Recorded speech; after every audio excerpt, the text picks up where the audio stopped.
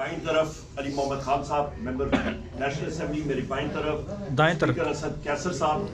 اور یہاں پہ آج ہم نے پارلیمنٹ ہاؤس کے سیشن کو بائیکاٹ کیا. اس کی بنیادی وجہ خواتین و حضرات 26 نومبر 2024 کو سنائپر فائر کی وجہ سے ہمارے پرامن ساتھی شہید ہوئے جن کی تعداد 13 ہے.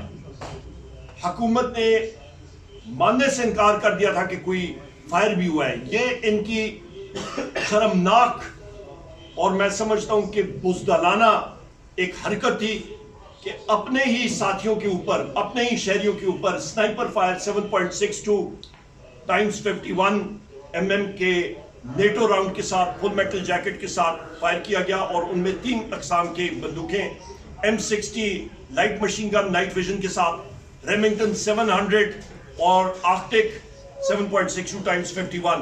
یہ وہ اسلحہ تھا جو کہ نیٹو نے پاکستان کو دہشت گردی کی جنگ لڑنے کے لیے دیا تھا، پر اپنے ہی شہریوں کے خلاف، نہتے شہریوں کے خلاف استعمال کیا گیا.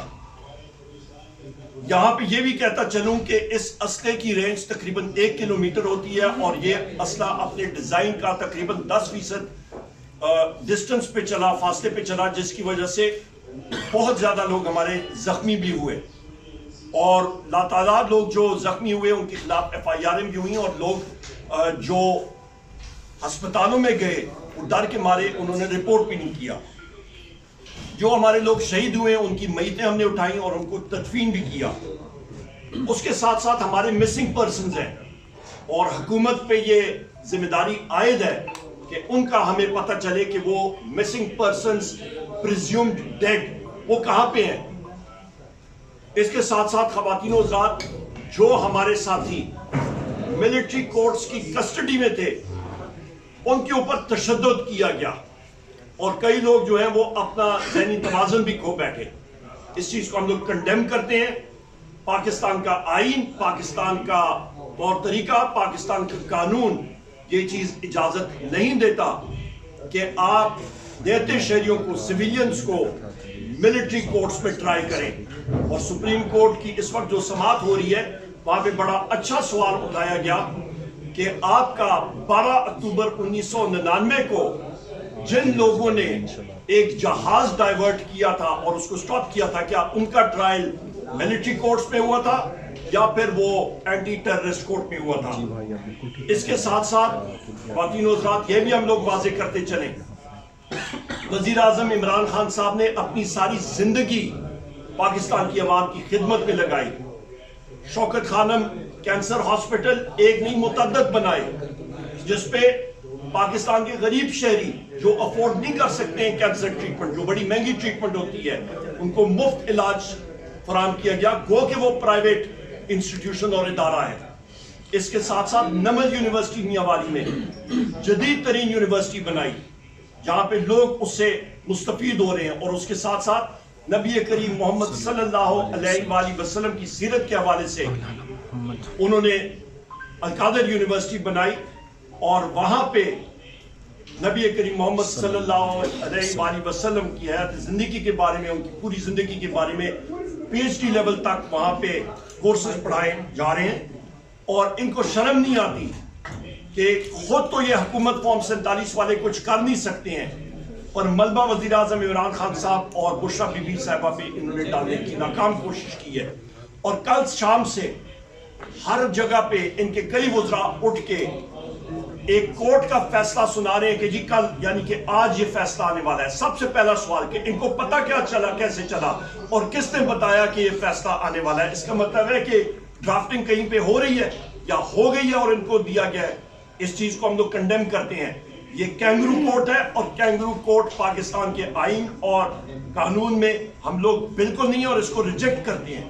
دوسری اہم بات، القادر کیس کا موضوع کیا ہے. اس سے پہلے بھی ہم نے پریس کانفرنس کی آج دوپہر کو، میں فلور آف دا ہاؤس پہ بھی میں نے بتایا. اس کی تفصیل میں بالکل شارٹ الفاظ میں اس کی سمریہ بتاؤں. برطانیہ میں نیشنل کرائم ایجنسی ہے، اس کے ساتھ پاکستانی شہریت کے ایک بزنس مین ہے انہوں نے ڈیل کی اور انہوں نے کہا کہ یہ پروسیڈز آف کرائم نہیں ہے. انہوں نے کہا جی کہ پیسہ واپس پاکستان جانا چاہیے. وہ پاکستان پیسہ آیا پاکستان کی سپریم کورٹ کی اکاؤنٹ میں. سپریم کورٹ سے وہ پیسہ گیا ہے آپ کے سرکار کے اکاؤنٹ میں. وزیر اعظم عمران خان صاحب اور بشرا بی بی صاحبہ کیسے کیا لینا دینا؟ ایک ٹیڈی پیسے کا بھی وہ اس کے ساتھ تعلق نہیں. القادر یونیورسٹی کی گراؤنڈ بریکنگ 2019 میں ہوئی, 2018 کے آخر 19 میں ہوئی, اور یہ تقریباً 1 سال بعد جو ہے یہ NCA کا کیس جو ہے یہ آیا تھا. سو لہٰذا اس کا کوئی تعلق ہی نہیں وزیر اعظم عمران خان صاحب سے. ہاں جو سوال پوچھنا چاہیے کہ ون ہائیڈ پارک جو پراپرٹی 190 ملین پاؤنڈ کی خریدی گئی اور بیچی گئی, بیچنے والی پارٹی کا نام حسن نواز ہے جو نواز شریف کا بیٹا ہے. اس سے پوچھا جائے کہ یہ پروسیڈ آپ کے پاس آئے کدھر سے؟